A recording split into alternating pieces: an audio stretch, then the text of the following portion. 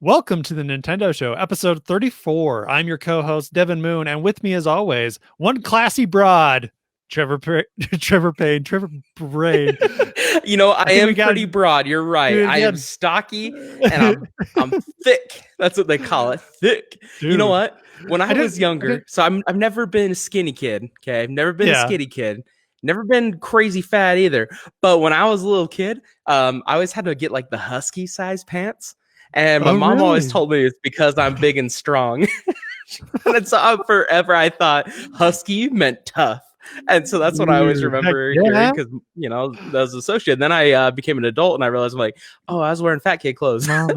Hey, I was with you on the fat kid train. There was a moment in my life where my parents took me out on walks because I was so fat. I thought everyone just wanted to go on a family walk. It was because I was a fat kid. It was purely to just help like, they're like, they were worried about my gaming. Look at me now, Mom and Dad. Huh? Look at me now. Look at me now. Don't look at me now. No, yeah. Turn away. Turn away. I didn't mean broad in that way, Trev. No, yeah, sure you did. A classy broad in some, I don't know what way I was thinking about. Hey, no, hey. Trevor, classy broad Payne.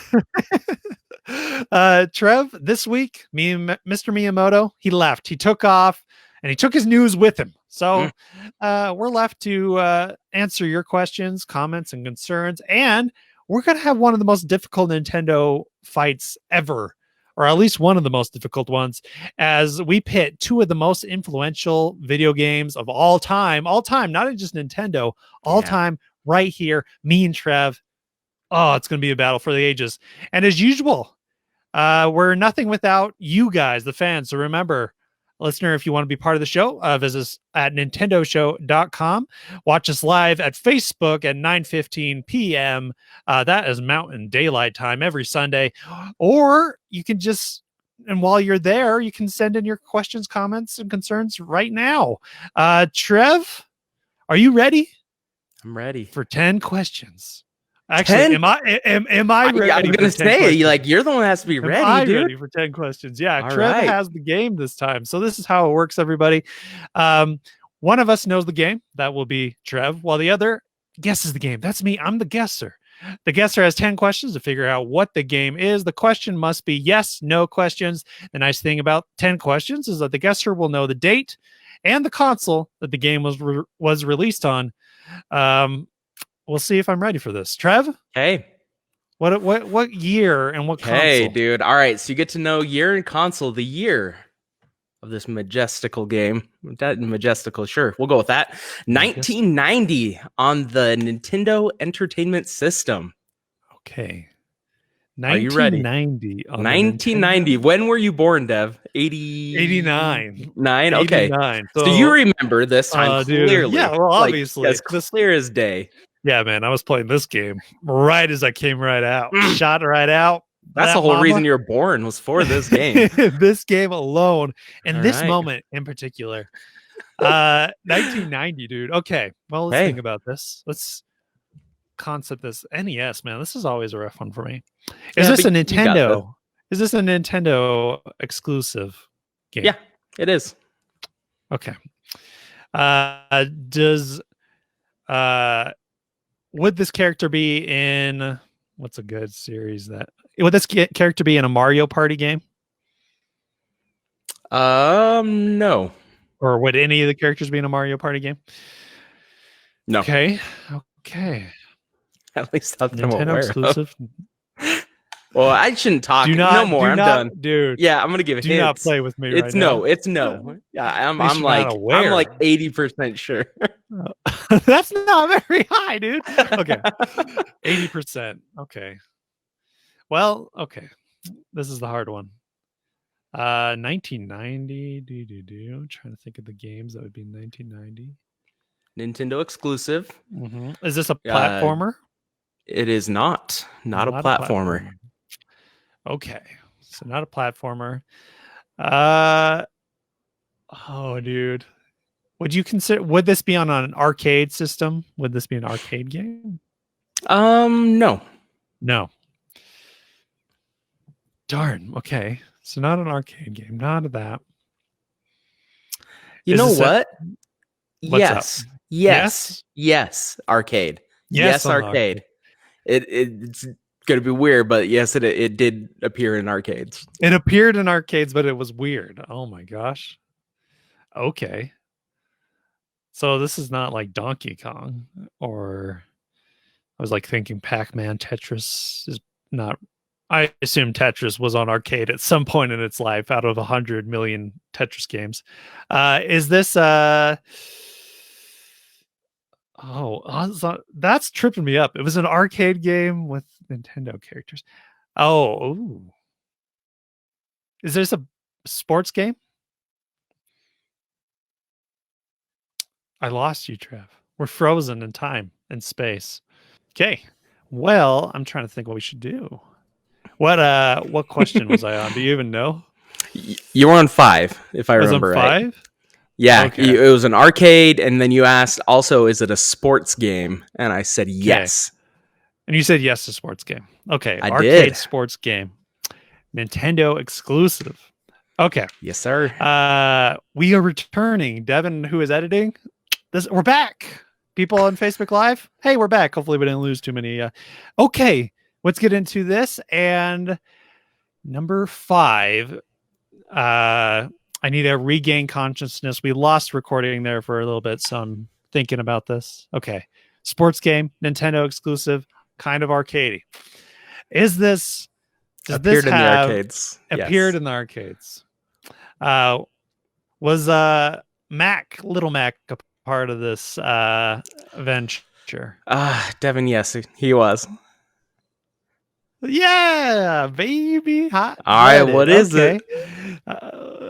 Well, now I'd get. I want the original title and then the new title. Oh, okay. So it'd be. So it's going to be Mike Tyson's Punch Out. Yes, sir. Or Punch Out.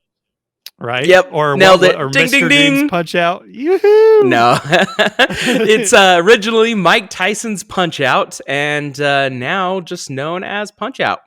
Punch Out. Yeah, that's Mr. it. Dream took Tyson's spot after Tyson had a little lovin'. Well, not lovin'. No. The reverse of lovin'. Got a little weird. The little... we got a little weird with lovin'. So, Trev, dude. Thank you. Way to go, dude. Thanks, man. Proud of you. About that. Cheers. The arcade so, one thing I didn't know that this appeared in arcades. Yeah, I think it originally started out that way. It was like the wireframe that's version awesome. of it. Yeah, and then it got all cartooned up for the NES. So, yeah, man. Dude, cool. Classic Way game. To go. One of my favorite games in Nintendo's pantheon of gaming. The Wii one is also really good. So check out those. The Super one, it's fine. Trev, dude, are you ready for Nintendo Fight? I am. Ready? I gotta get all hyped up again because I was all jacked, ready to go, and then the recording went out, and now I kind of like lost my mojo. Gotta get it back. Dude, it's all right. We got high internet speeds going on. Things are moving. No, Trev, don't jinx it. Yeah, sorry. Knock on wood. Yeah. Solid. Okay, we're saved. It usually helps for me. All right, it is time for Nintendo Fight, the tournament that pits the greatest games in Nintendo history against each other to figure out once and for all which of these games is truly the greatest in Nintendodom. Trevor, this week you have Super Metroid, while I have The Legend of Zelda, Ocarina of Time. These are some bad boys, some bad mamma jammas, some of the greatest, baddest games of all time, most influential easily. So it's going to be a very tough competition. Trev, the rounds go like this. Round 1, story. Round 2 is going to be visuals. Round 3 is gameplay. And round 4 is sound. Trev is going to give his full spiel of why Super Metroid is the greatest of all time. I will do my own. And after that, we will judge on these 4 reasons of why they are great games. If we cannot decide, if it comes to a tie, it goes out to the Facebook fans out there, Facebook Live. You guys get to decide what actually is going to be the final winner. This is going to be difficult. These are games that we both love dearly and everyone loves in Nintendo. So, Trev, you started off, man. Go ahead. Kick it off, man. I'm just excited to see these 2 games pitted up against each other because they are totally different games, totally different, like, just art style, everything. So I'm excited. It's going to be a lot of fun. Yeah. Sure. So Super Metroid, Devin. Let me kick off some video so we can kind of watch this masterpiece as I talk about it. Dude. Let that roll. So first of all, I want to dive into a couple things here. So I want to, like I do, normally kick off with a little story. All right, story time. Story time. Bring me that story. Yeah. So this is the third Metroid game. So that we had a couple before it. We had Metroid, and then Metroid 2 on the Game Boy, and then this is Metroid 3, which is Super Metroid. So basically, kind of where the story kicks off, and I think it's actually kind of cool how this ended up playing out was. After 2, where Samus was hunting all the different Metroids. She was out there hunting them down because she was tasked to eliminate them completely. That was kind of the plan. And because they were deemed way too dangerous. And then at the end of that, there's one last hatchling that comes through. So one last hatchling that she encounters, and it kind of imprints on her. And there ends up being like this connection between her and the little Metroidling, basically. And she decides not to kill it and turns it into the researchers. All right, so she takes it back to the researchers, and this is where Super kicks off. Basically, the researchers are doing a bunch of experiments, and then the space pirates and Ridley decide to revive their leader, Mother Brain, and they attack the research base. All right, so they attack the research base, take the Metroid back, and basically they were looking for a way to clone the Metroids because they could use those as a weapon, the pirates. And so, anyways, normal, Samus Metroid stuff, goes after the pirates, trying to hunt down and, eliminate them or figure out their plan. And there's something really cool that I love towards the end of this game. So towards the end of the game, she encounters the Super Metroid, so this crazy strong Metroid, and it was definitely much bigger than like the clone ones that she ended up fighting throughout the game itself. And basically she gets attacked by it. She gets attacked by it to the point where her life goes down to almost zero, and her energy suit starts just blinking and beeping, and all of a sudden that big Metroid stops because it recognizes that sound prior. It's heard that sound before, and it heard it from Metroid 2, and it remembers. And then you see this flashback of when she saved it, and the Metroid has this moment where it lets her go, and it seems confused, and then it takes off. And so it was kind of cool to see something from a prior game carry into this and see how it reacted to her. And so anyway, she's like, oh my gosh. So anyway, she keeps going on because she has to take out Mother Brain, which Mother Brain is basically like the boss of the pirate peeps, right? So as she's encountering Mother Brain and taking it out, basically Mother Brain becomes too powerful. No matter what Samus can throw at Mother Brain, it's not going down. And she starts like freaking out, panicking. I can't imagine that situation. And just as things are crazy, basically that Super Metroid comes in and latches to Mother Brain and takes it out. And you're just like, oh my gosh, that thing from the past came and saved me. Anyways, that Metroid then lands on Samus and starts to heal her and give her energy, basically. And then you start to see Mother Brain come back to life, and you're like, oh no. And anyways, Mother Brain comes back and gets this crazy, just furious attack and starts shooting these lasers, and the Metroid sacrifices itself for Samus and dies. And as it's dying, it transfers all the energy from those lasers that it was absorbing to Samus. Samus gets this crazy laser ability and takes out Mother Brain. And it is so cool because it's this moment of the tides have turned. What was saved became the hero and saved her in the long run, which is awesome. At that moment, she's booking it, running out of the plant because it's about ready to explode. She gets on the ship, the plant blows up. It's just craziness. It's awesome. But it's one of those moments that I love this story so much because There's so much storytelling in all the environmental stuff, in all the music, and throughout the whole game. But for such an old game to have a deep story where they took things from prior games and carried them in, like that's one thing that just hasn't really been done before. Even things like Zelda are like a restart each time almost. Yeah. And Mario does not carry over and things like that. So this is such a cool thing to have like an actual story. And if you played those prior ones, you benefited from it because you remember those moments, and it was really touching and really cool. And so that's why, like, I think the story is just fantastic in this game, especially because like there isn't a lot of dialogue. There's not a bunch of cutscenes and things like that. Which brings me to the visual dev. The visual, I love the 2D art style of this game. It really is beautiful. They did a fantastic job.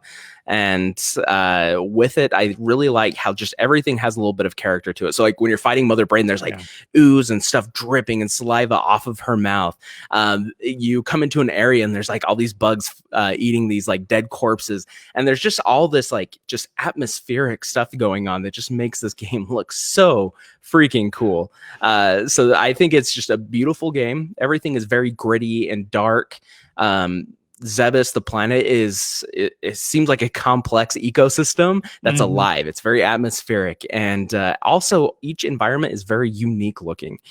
With a lot of games, especially these 2D platformers, a lot of those seem like just a palette swap, like change the colors up a little bit, right?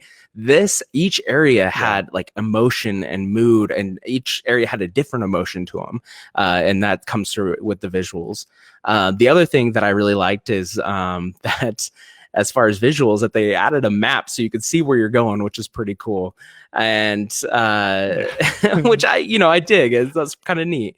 As far as sound, it's beneficial. Yeah, the sound, I think a lot of the storytelling is done through the sound. The sound, the music is awesome. It's nothing that I would rock out to, and I think we talked about this during Fusion. Nothing I would like pop in on the car and whatnot, but tied in with the gameplay, it just brings that extra emotion. It lures you in. The boss music as you're fighting just brings tension and stress, which it's kind of crazy to have a 2D game bring those kind of emotions. I thought that was pretty cool. As far as gameplay, this game takes a lot of things from the older Metroid games. The discoverability, the secrets that are out there, the upgrades, it pulls you in and makes you want to keep moving forward. I remember when I was playing this game back in the day, and even a couple of years ago when I went through it again, it was always like one of those like 5 more minutes, I can get to the next save point or the next room, find the next upgrade, whatever it was. And then 2 hours would go by and you're like, what the heck happened? So with that, they added the map, which was fantastic. Backtracking was a lot more fun than previous games. Each passageway, it had unique identifiers. It had different caverns and ways for you to navigate and see the difference. Because like in Metroid 2 on the Game Boy, everything looked the same, and it was really confusing how to get around. With this, everything had a really good identifier. So they placed things to signify where you were in this world, which I thought was really cool. I think something that was really cool too is at the end you feel like such a BA, dude. Like the weapons that you get, the upgrades, all the different additional abilities and things like that, you just feel like Cloud9, top of the world, that you could just destroy anything, and it is so fun. And the discoverability of everything is just exhilarating, especially when you find those Chozo statues, the statues that give you your next ability. You see those and you get this like rush of excitement of, oh man, here we are, here we go, this is what it's for. And it's so fun, and it just helps push you along through this game. I really think this is a masterpiece. This game really does stand up today. If you've never gone and played Super Metroid, I would highly encourage to go check it out, because it really is a masterpiece of storytelling, of visual gameplay, everything. Everything just works so well together that this is a game that I genuinely love. It's very good, Trev. It's very good, dude. I played a little bit of this morning, and I thought, wow, this is going to be a tough one. Right? Especially I don't have Ocarina with me to like play. I don't have my 3DS, and I don't have a 64 right now. Sure. So I'm just kind of didn't have anywhere to play it. So it will be for me. I got a lot of my experience of Ocarina just from YouTube and all that stuff, just remembering all the greatness, which is Ocarina of Time. So right, absolutely. Here it is, man. Here's my guy. Here's my beauty. I guess my girl, since it's Zelda. All right. So first off, let's talk about story. Zelda always has it's a legend. So I kind of like that Zeldas are always different, in my opinion. I feel like the legend Sure. thing is really cool. What Zelda does, it's just like uh, I like having that feel of always having the same story, like the same concepts are there, but the thematic things are always changing in each of these Zelda games. The themes are really different. And I think Ocarina hits the themes better than any of the other Zelda games. Right. The theme of growing old is intense and really cool, really cool. The feeling of, oh, I was once young here, and then seeing what happened from your actions as a child, just by time travel, like the time traveling element. This happens in a couple of other Zelda games, but I think this one really, the moments that you feel, I mean, like when you're leaving uh Kakariko village for the first time Mm-hmm. is really emotional, and saying goodbye to Sarah, and the music there, well, non-music, it's really Super. silent, the echoing of the footsteps as he leaves, and then you enter this crazy giant world as a small child. And I mean, for us nowadays, definitely this world is not as big or as epic as it once was, but it felt like Breath of the Wild did. It felt when you were 10 years old, and Right. this was 1998. This is not a time where like big epic games, open worlds have really come out very much. You got Elder Right. Scrolls 2, but that looked like a 2D game mostly.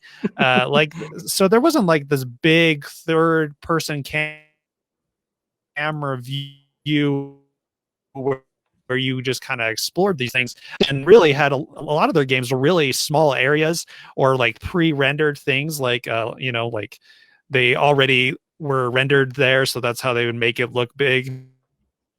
But Sure. Zelda's wasn't always pre-rendered. Parts of this game were, but for the most part it was like in graphics, you're actually exploring these worlds.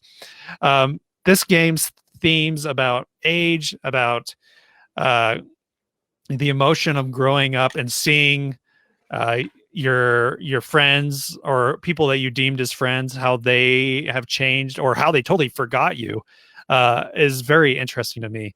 And I really like the elements that they brought in this game more than a lot of other Zelda games. I think the other ones focus on a good versus evil a lot. This one has good versus evil with a mixture of like a lot of sadness and weird things like that. And Yeah. even like the what happens in nature itself. Like Zelda started as because Miyamoto liked exploring like forest and like gathering like berries or whatnot. Like he enjoyed that as a kid, and like catching bugs and stuff. And like so this game has that element of nature and how and Ganondorf affects nature itself. You start with the tree starts to die. Like when you go to different lands, there's drastic changes in weather. If you go to Right. like the volcano, like is bursting, and you can't even get up to why do I want to say Mount Doom? It's not Mount Doom. You can't get up to the mountain, right? Because everything's Mm-hmm. falling on you as a kid. But as like things change, as you change them, as you bring nature back to its former glory, like the world like relaxes, things get better. Like the lake was sunk and then it's not sunk again. Like you're bringing things back to as they should be. So Zelda is like Right. takes that element of nature that I think Miyamoto, I think it plays with this elements of nature and exploration very well, especially in this time frame of 1998. So I love the stories that, and it's many stories. It's not just like one story, and that's what I think Zelda does really well. It's these little snippets of that make you think, oh, this is really sad or really happy, or just, so it's not about the overarching thing for me as much as it is the moments in this game, the thematic moments. uh Yeah. as Sure. far as visuals, this game, dude, is it's a beautiful game. It's a 64 game. Again, I'm stuck with 64 and Trevor's stuck with an SNES game. I feel like there's a problem with visuals with the 64 competing with this era. Last time you told me that every game would win because it's a Switch game. I think every game might win if it's an SNES game. I think you're right. because 2D games are a lot harder to compete with, especially with the 64 and maybe even the GameCube on some games. Sure. I don't think Wind Waker will have this problem, but I think 64, I don't know how we compete on graphics sometimes, but I do think this game is one of the better looking ones. And for me, I think it's iconic. At least the characters are iconically made here. Visually, that is the Link that you think of every time. You don't think so much of the Wind Waker Link. When you think of Link, you're thinking of this realistic looking Link. So I think that's a big deal, is the iconic look of these characters. I think Ganondorf, I think of this Ganondorf, when you look at the Smash characters, the ones that stuck with it, where you don't have cartoon Ganondorf, which is a cool looking character from Wind Waker. I think he looks super cool.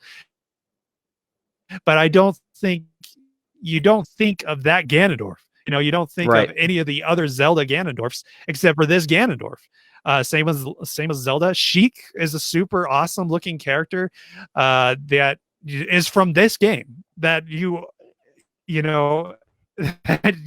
iconically remember from this game.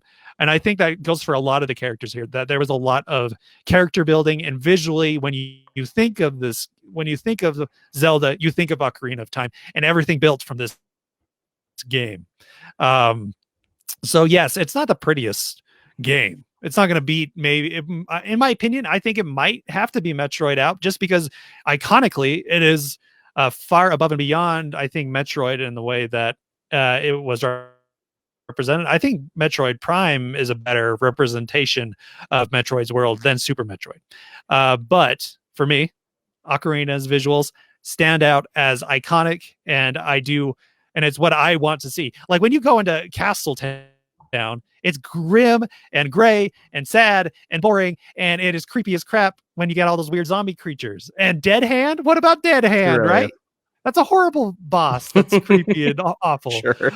So like there's a lot of iconic creatures here, like the spider in the forest temple, just everything there's just so much you can remember from this game specifically. And I think it's to do with the visuals that they took the 64 graphics, the polygons, the cubed hands, all that garbage, and did something really impressive with it by making something that you will remember. And that's important. The other one for me is gameplay. Zelda Ocarina of Time has more of a challenge than Super Metroid, because I think Metroid it's Super Metroid. Basically, it's the NES version of Super Metroid. Metroid 2 is even a better, cleaner version of Metroid. So you actually see the progression here. You see, okay, this are the steps that led to Super Metroid, which is super clean. Super Metroid is super clean, looks super nice. It's amazing the way that game looks. When I started that game up, I was like, yikes, this game is very good. Like just the beginning of that game when you're going down into the shaft and there's dead bodies on the ground, very un-Nintendo, but very cool, and very much it's the sense of dread in that game is really cool. But it all came from one game, Metroid, and you can see that they were going to build there eventually. Like eventually it was going to get there. And I think gameplay wise, there's not a lot being added with Super Metroid. When you see it, you're adding a map. Cool, dude. My game adds a 3D space, a 3D world. There was no 3D Zelda before this. There was no template before this. I think this does this better than Mario 64 easily. I think this is the best 64 game by far. Well, not by far, but in my opinion, the best 64 game. I think they figured out a way to do battles very well with the lock-on camera. That lock-on camera, dude. Come on, bro. Well, and that's something that in games today, like, are still using. That is what I'm saying. Yeah. Oh, dude. So one thing I want you to remember, as much as I love Super Metroid, I love Ocarina of Time. So I don't know if it's going to be a hard thing to not fight for, because honestly, my heart wants Ocarina of Time to go through. So I'm just saying that now. I know. I think, all right, so let's break this down, right? Let's start with story. Okay. Well, hold on. Let me say one thing about the sound. You got more. One you got thing a about couple more. the sound. I gotta say the music, gameplay, lock-on targeting, lock on targeting, all that stuff, going around the people, great stuff. The music, beautiful, beautiful. Mhm. Every song in this game is essentially like a banger, dude. There's so many good songs in this game. It is insane. When you go to the Zelda concerts, you're basically listening to every song from Ocarina of Time for the most part. Totally. This is where Zelda's music. I mean, Zelda's music's always good. This is one of the best for sure. And that's that. Zelda Ocarina of Time, amazing game. There you go. Trev, let's let's battle it out, dude. Should we start with story first? We'll start with story. Okay. All right. What are you thinking on story, man? What is I think Metroid, Super Metroid does a really good job for what it is been given, I guess, or what it can do with like the technology that it has behind it. But you know, we have seen 2D games that have a really cool in-depth story, like a lot of the Final Fantasies and things like that. I think this has some really, I think Super Metroid has some amazing moments that I are just like, wow, they really thought of bringing that back for like a character from a prior game or a situation that happened prior and then have it play out here. I thought was super cool and unique. But I do think that for me, like Ocarina of Time was so memorable, and it's one of those stories that stuck in my brain. Like I remember playing this as a young kid, just being like, oh my gosh, like I just wanted to see the next area that I'm going to and learn about those people, like, you know, the Zoras, and like, who are these fish people? Like, so I gotta say, like, I really think Ocarina of Time takes story.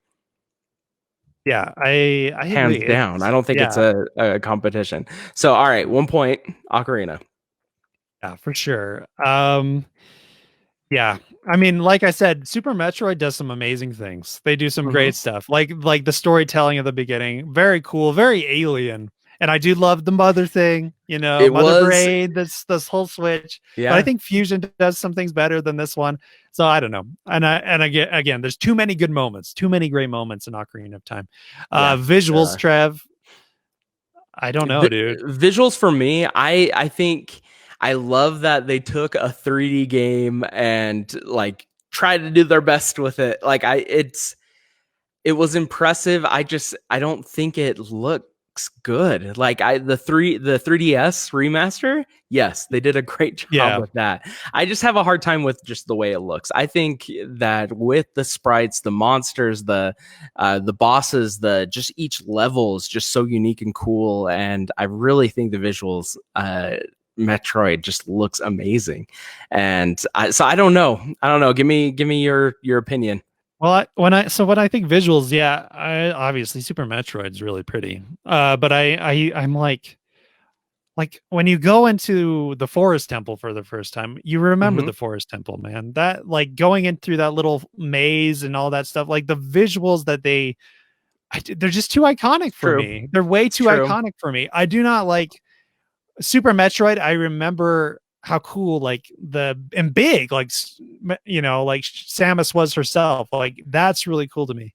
And like Ridley's really cool, or Ripley's really cool. But like I don't Ridley. Yeah, Ridley. I've got Alien on the you got Alien on the brain. Ripley is really cool looking, and like there are cool bosses and stuff, but I'm like, there's super cool bosses that I don't know. I mean, visually, yes. I mean, technically, yes. Is it prettier? Technically, but does my heart say that I'm like, would I rather see Super Metroid? No, I wouldn't rather want to be in that world visually. So for me, it's not, visuals aren't just like, hey, these graphics are better. For me, it's like, hey, these it's just, I think what the artist did with this, what the tools they had, I feel like it's better, but I don't know. I know, and I'm really trying to push to give something to Super Metroid, because like you're right, like everything like is very memorable, even though I don't like the way it looks necessarily, but it is very like impactful, the visuals that it has. So I'm willing to let go and let Ocarina of Time get some visuals as well. I just feel like we can't let every 64 game get wasted by every SNES game. And I like I'm told some of them, yes, like definitely, like Banjo. That's so stupid. Come on, bro. No, it looks terrible. So, anyways, I went back and played some Banjo. How did you BT feel? Dub. All right. How did you Did feel? not like it. Did you get to the I do first not level like at it. all? The What's ants? that? Did you do the first level or did you just do the tutorial? No. I did the first level. I put like an hour and a half ish in, and not my Didn't favorite. like it? Really? No, I struggle, dude. I don't know. I just think having that goofy bear just drives me nuts. But okay. Thanks for trying though, Trev, dude. Thanks for giving it a go, man. You know, luckily it's on Xbox, so I was happy to try. Yep, completely. All right. Okay. Let's say so, give it to Ocarina for yeah, visuals. sadly. Sound. Yeah, I feel bad about this. Okay, Ocarina. So gameplay. Because like this, do you want to? All right. Gameplay, I think, is the only thing that Metroid even has a chance. That's what I'm saying.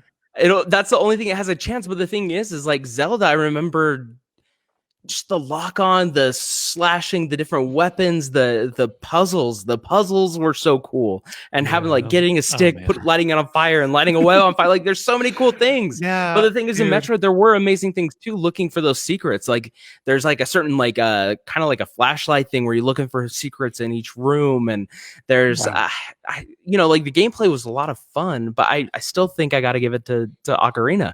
Yeah, the battling is just not as fun to me. Like when I played Super Metroid, I was like, yeah, this is fine. But like, to be honest, there's a lot of indie games right now that are Metroidvanias that feel better than that. Oh, and totally. Like totally. But like also there's better third person action games too. There's sure. Zelda, yeah, there is. You know, one of them's so, Breath of the Wild, like one thing like I think gameplay wise for Metroid was incredible is that this is the game that pretty much created a whole genre like that we're still enjoying today. Is that it created this like with like the map, like that map has been copied over and over because of how well they did it, and the whole upgrade system and the backtracking and the just that game has spawned all of these future games that are just so incredibly fun to play. Now, yes, it might not be the best one out there right now, but I think the fact that it created like something that people love, like that's one of my personal favorite genres is a Metroidvania or a Metroid like. Well, so and that's pretty good. Like that's a good argument. Like the gameplay, I mean, that's a big backtracking and finding things like that started a whole genre. Zelda is important as it was. I don't think it's as influential as Super Metroid. Besides Z targeting, though, except for Z targeting. But like, to be honest, like not a lot of people copied Zelda. Like not a lot of people copied Zelda. I can't think of many games that I'm like, yeah, that's a Zelda game. Like Darksiders, maybe. And that's way later. And like for me, I'm like, I don't know why they didn't copy it. But they didn't. Sure. Like they copied Final Fantasy, they copied all these other games, but they didn't copy Zelda for some reason. And so that is a big deal because that gameplay. But however, like I said, you could see the line that was going. And I think Metroid started that backtracking. And yes, it was confusing. Like you would grab a ball, you'd grab a glowing thing, and you're like, I don't know what this does. Then you'd all of a sudden have a power. While the other one was like, you got this power. Like Super Metroid actually told you what was going on. But I do feel like Metroid itself created that, and then Super Metroid like upon it. The original. Yeah. So I still lean in towards Zelda. Yeah, me too. I just all right, Zelda. Yeah. All right, dude. So Zelda wins, but we still have one more, which is audio sound. And dude, that's not even a competition. Like the sound is so good in Metroid and it tells a story, but the music, Devin, the music, like I will pull up like just like Zelda music on YouTube and watch other people's like interpretations of it and playing it on guitar or whatever. And my kids hear any kind of Zelda song and they know exactly what it is. You're right. There's like whole orchestral groups that go out and play just pure Zelda. Like you don't have that with Metroid. Like it really is something. And not to mention in the gameplay you get an ocarina. It's in the title of the game. Yeah, dude. You get an ocarina and play these songs. Music's about it, dude. It's so good. I remember just sitting there and just like, okay, try to make my own songs because you could just fiddle with ocarina and it was so good. So and plus like the same kind of moodiness and the same kind of like atmosphere applies to Zelda as well. Going into like oh, I'm forgetting the temple, but the temple underground, I'm sure it's Shadow Temple or Dark, something like that. Anyways, dude, it's creepy down there, dude. And the sounds and everything is just so, dude, it's so good. That music cannot be beaten. I don't know if it might be one of my favorite soundtracks ever. Probably. Yeah. I mean, I think it might be better than Final Fantasy VII's. Like, I honestly think it's a really great soundtrack. For me, yeah.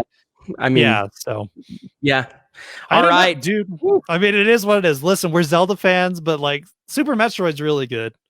I'm so sad. Good. That's why it hurts. I'm sad that Super Metroid had to go into round 1 against this guy. You know what I mean?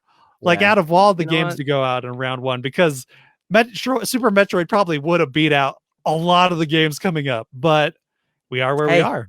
Just going how out round landed, 1, dude. It's just how it ends. It's how the cookie crumbled, my friend. Ocarina of Time coming in, winning. Good job, dudes.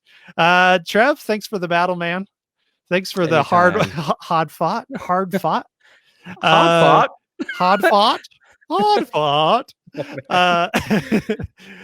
Trev, let's get into Console Wars, the 9th generation.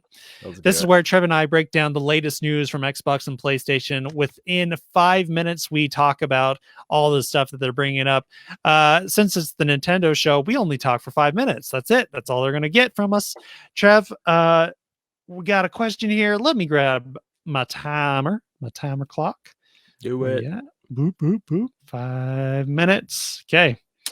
And I did 5 minutes, 30 seconds. You don't get 30 more seconds. You hear me? That's not how it works. No, it's just not happening. Except for last week. Okay. Trev, what game? So here's the question. Trev, what game would make you buy a PS5 or a Series X? Like, what's the? I know you and I will probably buy this anyways. It doesn't. It could have the word. It could have Knack 3 on this thing, and we'd still be buying it. Yeah, it looks so good. Give it to me. So, I know it doesn't take much, but what is the heavy hitter that you feel like PlayStation needs to show, or Xbox needs to show to be like, dude, I'm going to buy. I'm going to go with Xbox first. It's going to be Halo Infinite, which is coming. So that's obviously, like, I need to know what's going on with that. As a major Halo fan, I love those games and I love the story and everything. So I'm excited about that. Also, if they were to announce a Fable game, Devin, if they were able to announce whatever next Fable, I would be in. I would be 100% in. Now, the downside for Xbox, I have an amazing gaming PC that will be able to play all these games. So, I'm so, like, the sad thing is, as much as I want to buy an Xbox, I'm probably not going to, since my PC will play all those exclusives anyways. Well, Trev, the Series X is more powerful than your PC right now. It isn't. No, no, it won't. Have you looked it up? Because I've heard. That's what I've heard. I've been looking at a lot of the specs, and I watched this video about, like, kind of where it'll line up as far as like graphic wise and whatnot. My processor already kills it. Darn it. And it's so, like, and my video card is about on par for what will be. Yeah. So I'll get about the same experience. I think the only thing that it'll have over it is the fast load times. I'm on a solid state, but they're on, like, this weird proprietary awesome solid state drive. So I don't know. What about you? For Xbox Series X, it is Halo. I've been a Halo fan from the beginning. Halo 1, dude, brought me into the Xbox. So I'm ready to come back. Like, Xbox One was a flop for me. Not a big fan of that console. Really bummed me out. And Halo 5, like, their Halo game, holy crap. Halo 5, what a trash fire that is. Multiplayer wise, maybe fine, but man, I'm a Halo story guy. Love the campaigns, and I really hated Halo 5's campaign. So for me, I really want this game to be Halo good, like Halo Combat Evolved good. If it is Halo Combat Evolved good, I will be there for $800. I'll give you it all. If it's Halo Combat Evolved good in this modern generation, I will come and I will give you all that I have. Would you like my car? Would you like my house? Your firstborn. I don't have. I could give you anything. I have also this fancy laptop you can have. An iPhone, Oh boy, Dude, like honestly, I that's the game for me. Fable, like you said, dude, Fable, where have you he's been so all my cool. life? I'd Oh, love, and like one that calls back to the original Fable where you actually have like armor and stuff like that. Like I'm more into yeah. that than the Fable 2 and Fable 3 where you're wearing doubloon like pantaloons or whatever the frick those are called with the little puffs. I don't want puffy pants. What the You don't frick? want puff pants? Dude, I'm cool with I'm down with some puff pants on myself. I ain't wearing puff pants in game worlds. I want metal armor. You're Uh so funny. What dude, about PlayStation? How PlayStation. much time do I have left? We got 1 minute 29 seconds. Okay. Let's go quick. PlayStation. Spider-Man, like any of the new games. Sure. Spider-Man 2, God of War 2, Maybe the Horizon, whatever, Horizon. Zero Dawn 2, I maybe. wasn't in Horizon as much as everyone else. I I thought it think was it had a lot cool. of potential, though. I think Yeah, like maybe a second one could really do some cool stuff. I think so I too. had one for PlayStation that would be super stoked for, but I don't have Like it a right new now. Uncharted game for me would be cool. I know that's Yeah, not going to happen with Last of Us. yeah. Dude, I don't know. Like, there's so many good games. I'd be down for anything that they have. If there was a Yeah, new Final that's Fantasy, that would be probably the really cool. console I'd be down with if I were to Yeah, get one. yeah, me too. Although that Xbox, I mean that Halo game, Mhm. Although I also have a laptop that could Well, probably play yeah, it just and you'll be fine. able to play it. Yeah, Yeah, absolutely, so you'll for be able to me, play it. So, you're right. also, Sounds it's like playable on Xbox One, Dev.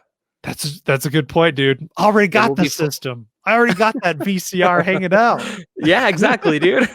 It ain't gonna run very well, but I got that VCR. It's doing great. Let's see.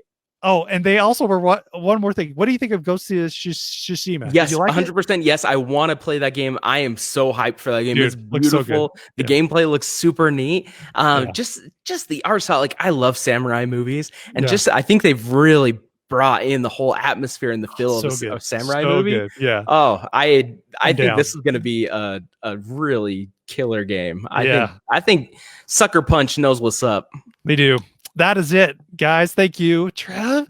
That is Console War 9th Generation. Boom. Shaka laka laka boom. Trev, let's do some fan questions. Ben's do it. asked, are you impressed with the generational leap of this coming generation?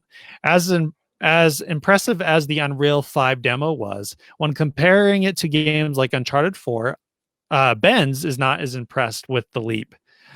Trev, do you think this leap is as impressive as you would want it to be when you were looking at the Unreal 5 demo? Did you feel like Yeah, it was what you wanted it to be? absolutely. Yeah, I think like obviously we're not going to get those like crazy leaps forward that we got in the past. I just think that we're kind of plateauing a little bit, but I think that we are going to make great strides in other ways. So I really think with a lot of the behind the scenes things, like yes, I think current consoles can make beautiful games and produce beautiful games For real, yeah. and they really do look amazing. But just from that Unreal demo, like there were things that could not be done on current gen. Not to mention, like I think the ability not only to load everything a lot quicker on faster hardware, but maybe have better AI. Like there's better stuff going on behind the scenes to make it more immersive and interactive that you necessarily might not realize, but it's going to make a big difference. They're going to be able to tell better stories and have more, I guess, just like a broader game that just everything ties together that current consoles can't. So I think that it's definitely cool. I'm excited about it, and I am impressed with what they've shown so far, especially if I'm able to boot into a game super quick. That alone, I'm just like, yeah, please. Yeah, the booting, yeah. I hope that works out with the higher visuals. We'll see how fast it is, but I assume it will be. SSDs are usually pretty quick in general, so we'll see. Dude, for me, I am impressed with the generational leap, but like you said, I think it's a lot of back stuff that we're not even going to understand. Like Unreal, Uncharted 4 looks amazing. I looked at it recently just to like compare it, and it looks really close, especially when you're like going into the character models. Like I know like the in-game character models not as great, but those character models that are just like the I can't even think of the word, but like the movie stuff, they look so good. They look so good. Like they are really They good really do. looking, and like even like the distance and the art, that game is beautiful. So yes, I do see it isn't as big a jump, but how long did it take to make that game? Like how long did Uncharted 4 take compared to that demo? I think there's just a lot of background stuff that is going to make Uncharted 4 quality games in like a 2-year process rather Yeah, than a if 4 5 year the process. turnaround time, yeah, if Yeah, they just the development process is easier yeah, and developers and smaller teams can put out these yeah, just gorgeous games, dude, yeah, that alone is awesome because that just means more games, which I mean, like yeah, already we have a lot, but yeah, like more options of things to yeah. play, that sounds awesome. Well, and there's like that guy in China that's doing that one Crisis Yeah, cool like samurai game by himself. So it's I, like if you're yeah, getting visuals like that already, I think like we're gonna see interesting indies. See where the indies go is gonna be really cool sure. to see like, oh, these AAA games, not AAA anymore, they're indie games being done with these new This new tech who and nots and yeah, whatnots. sure. So dudes, yeah, I understand. Yes, we're not seeing those big leaps as much, and yes, but I do think it's just all back end. It's all going to be amazing, and it still looks way better. It's still the lighting, the realistic stuff that's going on there, particles like the destruction stuff. I think it is still better. Totally. So, Yep. Kyle asked, "Do you think Nintendo could get away with a Breath of the Wild 2 reusing assets like Majora's Mask did to the Ocarina of Time, or would people freak out? Do you think people would be as forgiving as No, they were with Majora the Mask about it?" I think people would freak out, yes, because like Yeah. obviously there's always someone that's gonna freak out about something. I would be fine with that. Use the same assets and create a totally different game. Use the same assets, add some extra like art for whatever thing you're wanting to tell, but they could totally use that same art palette or whatever and Yeah. create a very fun, engaging story. And I don't have a problem with that because I thought Breath of the Wild looked beautiful. I don't know how much more the Switch could do because there's still moments that it would No, yeah. chug It with still that. So was I don't chugging, know. dude. Yeah, Yeah. like I don't think that you could really do too much more, but I'm cool with that because then they could put out another Zelda game that I would enjoy and tell an awesome story. I would be fine with them using the same assets. Yeah, the frame rate on that game, especially in like the first year or so before they Yeah, did updates, was like chuggy. When you were and around even grass and stuff, it still was in not that great. forest, it's Yeah, in the still rough. forest. Whoa, dude. Yeah, Yeah, that forest. That was very un-Zelda like. So I think the engine, what's great about this is they already have the engine, so that's like part of the hardest part, and the art style, which is also a problem with Zelda because they're always changing the art style. So I think mhm. those assets will remain. I think I think yes, people will. I think if I got the old map, I don't know how down I'd be to Oh, replay if that it's map just like the again. exact same thing? Yeah, and they just Yeah, I did wouldn't. a solid No. did a little switch. I'd be worried about that if that's the asset that they're keeping. I No, I I wouldn't be on board with that no, either. I explored that world from top to bottom, and I do not want to like for like 100 of hours, like literally. So I don't want to deal with it again. Beautiful map, great map, but I would rather see a different thing altogether as far as the map. So like Majora's Mask, as long as they like completely change the map, and yes, you can maybe have some characters and models that's Yeah, they okay. could That's totally okay.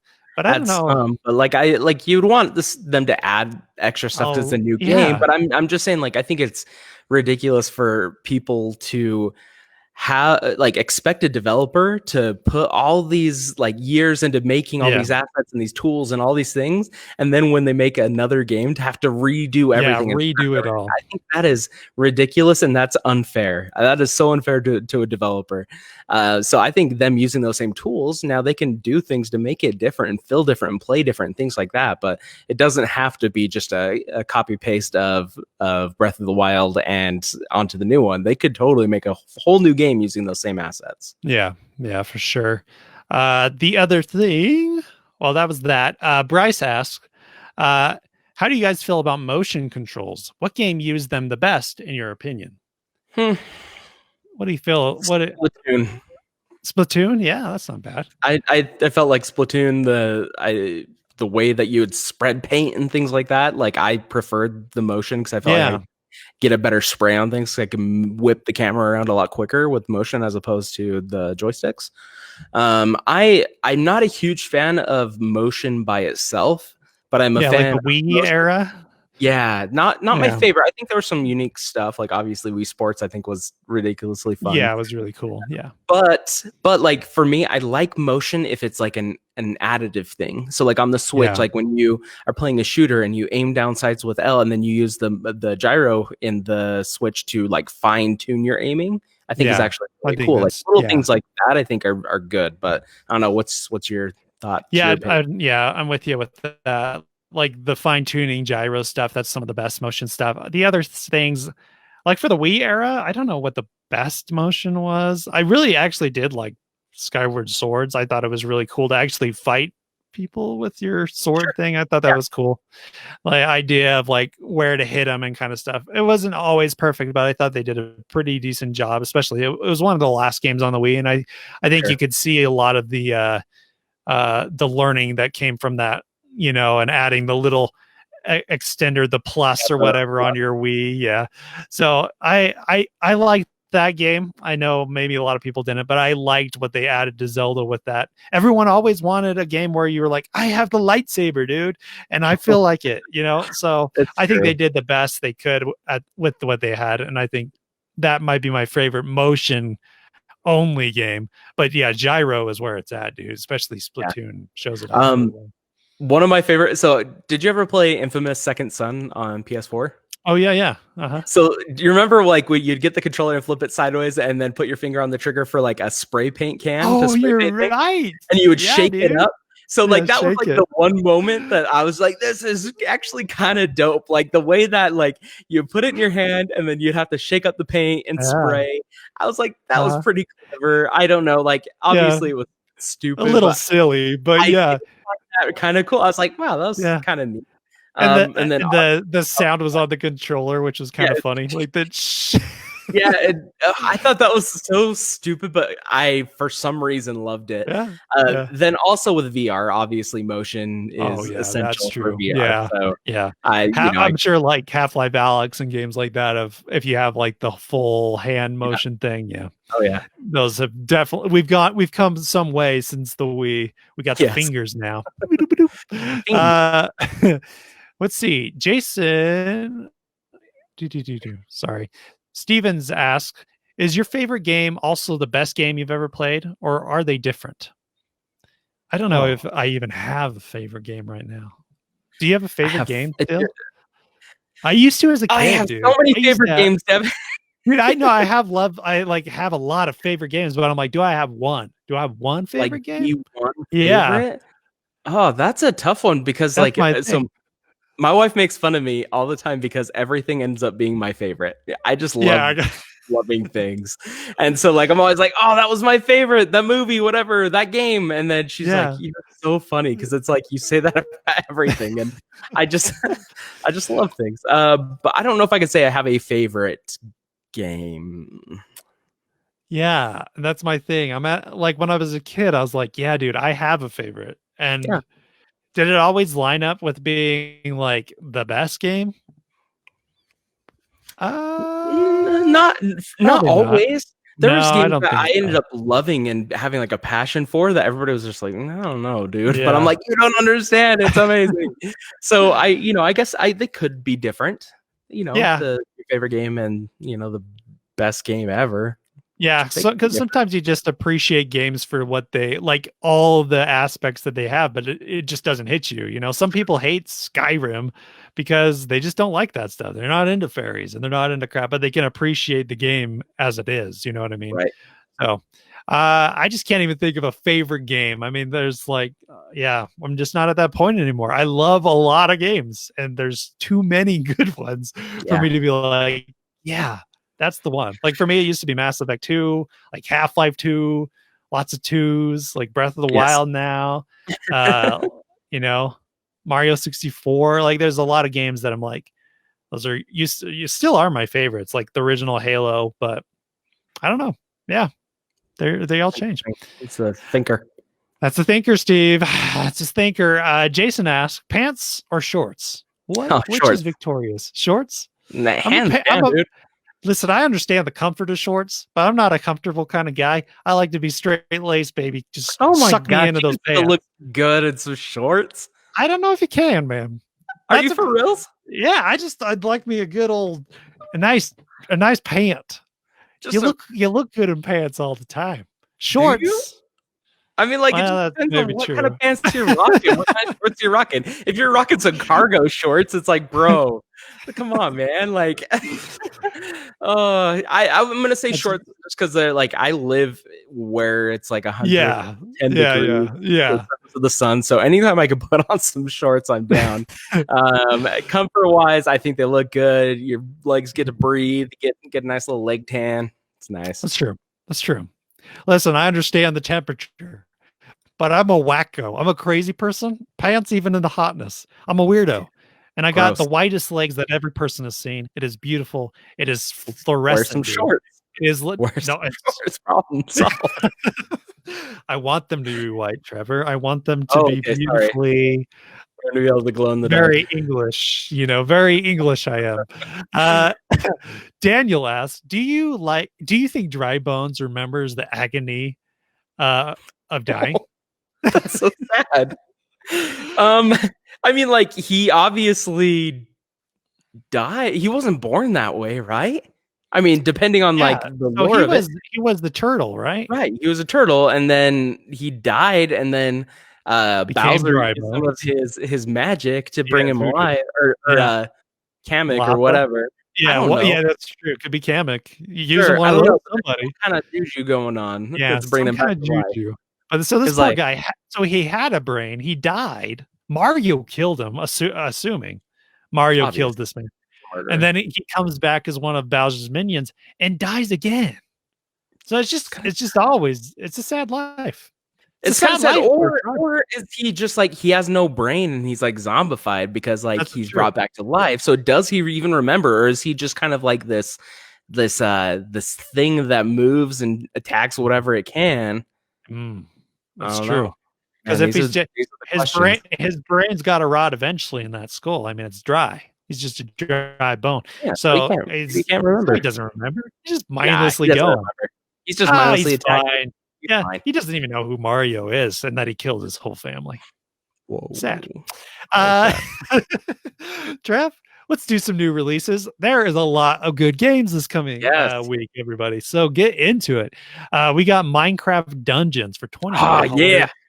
Dude, this Pre-order, ready to game, go, dude. Except for you going for it? Yeah, that's fine. Minecraft Dungeons, it's a Diablo-like. People say from reviews, maybe a little too Diablo-y. I think people were wanting some Minecraft in there, but yeah. You got the visuals, you got the cool Minecraft look. It looks fun. It looks like your kids can play this, Diablo. Oh, yeah. Diablo, I Yeah, will not. not so much. So definitely a cool if you're into that Diablo family friendly stuff. Totally into it. Shantae and the Seven Sirens. Shantae is a really cool side scrolling. I think so. Whoa. Anyways, This Shantae came makes out some of good nowhere, stuff. huh? Yeah. Shantae makes some good games. So if you guys never played a Shantae game, really fun 2D side scrolling genie lady kicking some butt. Yeah. Borderlands Legendary Collection comes out, as Bring well it. as Bioshock Collection and the XCOM Collection, XCOM 2 Collection. So yeah, I assume all those are $60. None of them have a price yet. They don't, and which is weird. I hope that they're not. Like, give it to me for 40. I'm a little worried about this. They're probably going to come in 60. I think so too, because that's why they're not showing the price. Because I think people are going to be like, "Why is this Bioshock collection that's $20 on the PlayStation, $60 here? XCOM is probably also 20, and Borderlands, it's like at least 40. So it's like, why are we paying more again? So the Nintendo tax. Yep, taxed for you, my friends. So if you haven't played any of these games, all of them are bangers. All of them are great. Buy them. If you have played them, pick and choose. I mean, what's great is some of these you can just pick and choose. Like, I've never played Borderlands 2, so I might get the second one. I've never played Bioshock 3, or Infinite, so I'm gonna try that. And I've never played an XCOM game, so I think I'll give all three of those a try. Just do a little piecemeal action because I don't want to play all of Bioshock again. Dude, I've done my share of BioShock. Love that game. Great game. Just done my share. Xenoblade Chronicles, dude. Yes. Definitive Collection. Finally, a Nintendo game has come upon the shores of these dry desert, and it is a remake. Sadly, it is a remake. It is. It's gonna be fun though. It's a remake of a game that was really rare to find at GameStop. And it also came at the end of the Wii's life cycle. So where everyone kind of was like done with the Wii and on with the new. Yep. So a lot of people missed out on this game. Check it out. Visually, it looks a lot better. I think musically and a whole bunch of things they've tweaked and changed. So it's going to be a better game than the original. So and they made the faces not look so wonky, man. Dude, like they did a good job kind of fixing it up a little bit. Yeah. I'm excited about this game. Like I said, I played a little bit of on the 3DS, the new 3DS, and it didn't play or look very well. So I'm excited about this. This one I will be playing. I'm excited about it. People rave about it, and I love the Xenoblade. What is it? The 2, whatever that came out. On the Switch. It was fantastic. It was great. Yeah. So they're all great. Yeah, Xenoblades are great games. So there's that. That will be we do have a 51 game collection coming after that. So we're not out of the woods yet, baby. We got some bangers coming through from Nintendo. I know people seriously want that game. I get it. It's just not for me. Trev, let's get into our final recommendations, where we give you something awesome to check out, video games or otherwise. Trev, what is yours this week? All right, mine is actually another podcast. Oh, yeah. So as much as we love you listening to us, there is a podcast called The Besties. Yeah. And it is from a bunch of guys from Polygon.com, and it's only on Spotify, and it is amazing. It is hilarious. They talk about it like it's a video game book club. And they're always talking about, like the best game of the week or whatever. And it's hilarious. They're funny. A lot of the McElroy brothers are on it. And it really is funny. Language sometimes can be a little rough. So, don't listen around kids. But, but really, it is a fantastic podcast. It puts a smile on my face. It makes me laugh. And they are very knowledgeable about what they talk about. So it is fun to listen to their opinions, their thoughts. So go check out The Besties. I think it is exclusive to Spotify. So go check that out. I think so too. Yeah, it's their a great intro podcast. music is my favorite too. It is really so good. It is honestly really the best intro music. I'm like, who made that? I want that action. Yeah, dude, loving it. What about you, Def? Dude, I'm gonna recommend playing some classic games. After playing Banjo and playing Super Metroid, I'm feeling hankering for these classic games. It feels good to play them again. Just sit back with a controller, play them, feel how it felt when you were a child or when you weren't a child and you've never played dad's games or whatever the frick. Go check them out. They're really fun to play. Especially the classic ones, like the really good ones. It's fun to see like where we're going and what influenced all these games that have come down the pipe. So I've been really enjoying them. So go get a classic game in your life. Trev, that's it with the Nintendo show. We made it through Facebook Live. I hope you ran clean and clear through. We had some rough spots. Difficulties aside. We got there. Everyone, thanks for listening to the Nintendo Show. Our website, go visit it at nintendoshow.com. Join our Facebook group right here and follow us on Twitter at Nintendo Show Pod. Remember to like and share and rate us on the podcast service of your choice and leave us a review on iTunes. And that will be it for tonight. Everyone, thank you so much. We love you dearly and greatly. Thanks for your support and comments and all that good stuff and helping us out with the show when there is things that we have no idea going on. It's really been helpful. So that's it for us. We'll see you later. Bye.